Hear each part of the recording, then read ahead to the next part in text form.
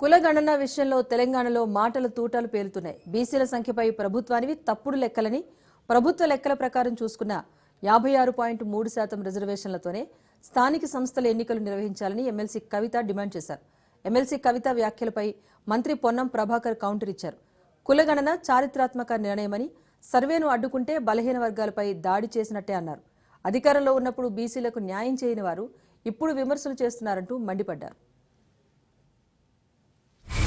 భారతదేశ స్వతంత్ర చరిత్రలో ఎన్నడూ కూడా బీసీల కులగణన దేశవ్యాప్తంగా జరగలేదు. కేవలం బ్రిటిష్ వాళ్ళు ఉన్నప్పుడే జరిగింది.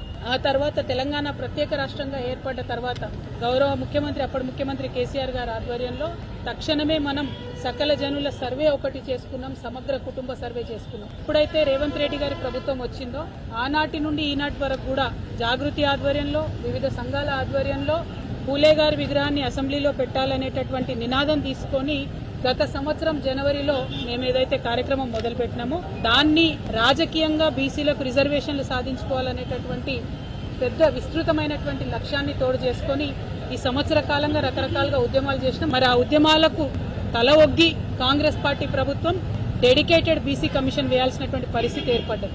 డెడికేటెడ్ బీసీ కమిషన్ ద్వారా లెక్కలు చేయాలి, ఎన్యూమరేషన్ చేయాలి అని మేమందరం కోరినా కూడా మా మాట పట్టించుకోకుండా ప్లానింగ్ కమిషన్ ద్వారానే ఇవాళ ప్లానింగ్ డిపార్ట్మెంట్ ద్వారా ప్రభుత్వం సర్వే చేయించడం జరిగింది.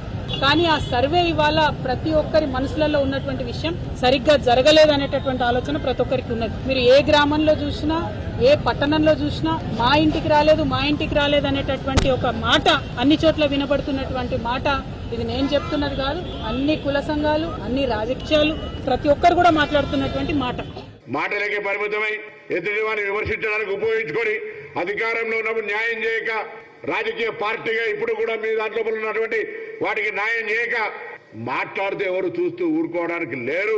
బీసీలకు ఇన్ని సంవత్సరాల తర్వాత ఒక మార్గదర్శకత్వం వస్తా ఉంది. కాంగ్రెస్ పార్టీ నాయకత్వంలో న్యాయం జరగడానికి దాన్ని ఎవరు అడ్డుకున్నా ఎవరు ఊరుకోవద్దని మాట సందర్భంగా కోరుతా ఉన్నా.